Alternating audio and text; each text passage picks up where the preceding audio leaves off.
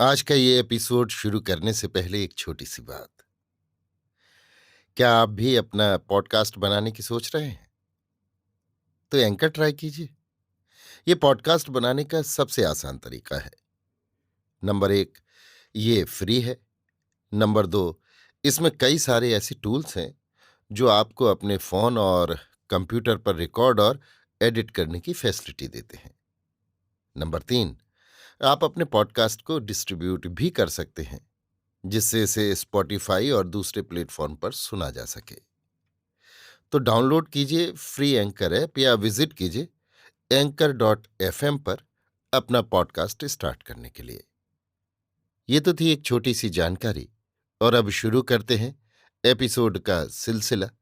तो आज के एपिसोड में लीजिए सुनिए आचार्य चतुर्सेन शास्त्री के लिखे उपन्यास सोमनाथ के 104वें भाग पाटन की ओर को, मेरी यानी समीर गोस्वामी की आवाज में। फतेह मोहम्मद का अपनी प्रेयसी को लेकर इस प्रकार एकाएक गायब हो जाना अमीर महमूद की समझ ही में न आया। शोभना के कौशल की उसने कल्पना भी न की थी।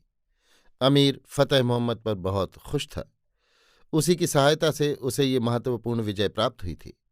अब इस समय जबकि उसे बड़े से बड़े इनाम की आशा थी, वो क्यों और कैसे वहां से गायब हो गया। बहुत सी कल्पनाएं अमीर ने की, गोविंदे छोड़े, परंतु फतेह मोहम्मद का सुराग न लगना था, न लगा। अब व्यर्थ खंभात में समय नष्ट न कर उसने सब लश्कर लेकर पाटन की ओर कूच किया। उसे लूटे हुए उस अटूट धन की बहुत चिंता थी, जिसे वो सेनापति मसूद और अपने उस्ताद अलबरूनी की देखरेख में पाटन भेज चुका था। वह अपनी मूल सेना से भी देर तक पृथक रहना नहीं चाह रहा था। वहां यद्यपि उसे विजय मिली थी और उसकी समझ से उसकी प्राणों से प्रिय चौला देवी भी उसके हाथ आई थी, परंतु उसने पहली बार ही अपनी 17 विजय यात्राओं में निरीह नागरिकों का जमकर मुकाबला करने का सत्साहस देखा था। इससे वो भयभीत हो गया था। उसकी प्रधान मुहिम फतह हो चुकी थी। उसके प्रत्येक सिपाही के जीनों में सोना चांदी और जर जवाहर भर चुके थे। अब किसी का मन लड़ने में नहीं, अपने घर लौटकर मौज मजा करने में था। अपने बर्बर सिपाहियों की मनोवृत्ति वो खूब समझता था, तथा इन भेड़ियों को पालने का ढंग भी वो जानता था। इससे उसने लौटने में देर करना ठीक नहीं समझा। शोभना ने जिस शान और शालीनता से उससे वार्तालाप किया था, उसने उसकी हृतंत्री के तारों को झंकृत कर दिया था। जीवन में पहली ही बार उसने समझा कि किसी औरत पर काबू पाना और चीज है, पर उसका प्यार पाना बिल्कुल जुदा चीज है। महमूद पढ़ा लिखा अधिक न था, पर कवित्व के मर्म को जानता था। भावुकता उसमें थी। फिर उसका ये वार्धक्य था जब हृदय स्वभावतः कोमल और भावुक हो उठता है। जीवन में पहली बार उसने एक औरत के सामने आत्मार्पण करने के स्वाद का अनुभव किया था। उसका मन प्यार की पीड़ा से कोमल और भावुक हो रहा था। इस समय फतेह मोहम्मद को निकट पाने के लिए वो बेचैन हो उठा था। वही उसका इस समय सबसे बड़ा समर्थ सलाहकार और सेनानायक था।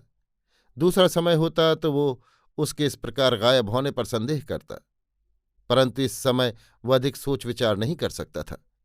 उसने ख्वाजा अब्बास अहमद को बुलाकर अपनी चहेती मलिका की सवारी के संबंध में सब आवश्यक आदेश दिए और कैदियों के काफिले को आगे कर कूच बोल दिया। लश्कर में सबसे आगे बाजा गाजा धौंसा और निशान का हाथी था। उसके पीछे ऊंटनियों पर तुर्क तीरंदाज थे। इसके पीछे अब्बास अपने 500 सवारों के बीच शोभना रानी को ले जा रहा था। शोभना की सवारी एक दिग्गज हाथी पर थी, जिस पर सुनहरी अंबारी कसी थी। शोभना की सवारी के पीछे हाथियों पर खजाना था, और उसके पीछे अमीर अपने बलूची सवारों से घिरा ऊंचे काले घोड़े पर सवार चल रहा था।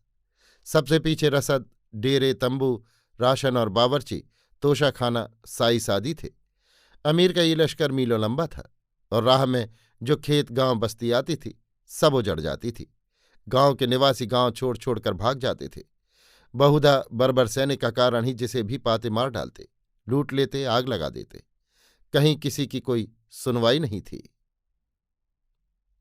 अभी आप सुन रहे थे आचार्य चतुर्सेन शास्त्री के लिखे उपन्यास सोमनाथ के 104वें भाग पाटन की ओर को, मेरी यानी समीर गोस्वामी की आवाज में।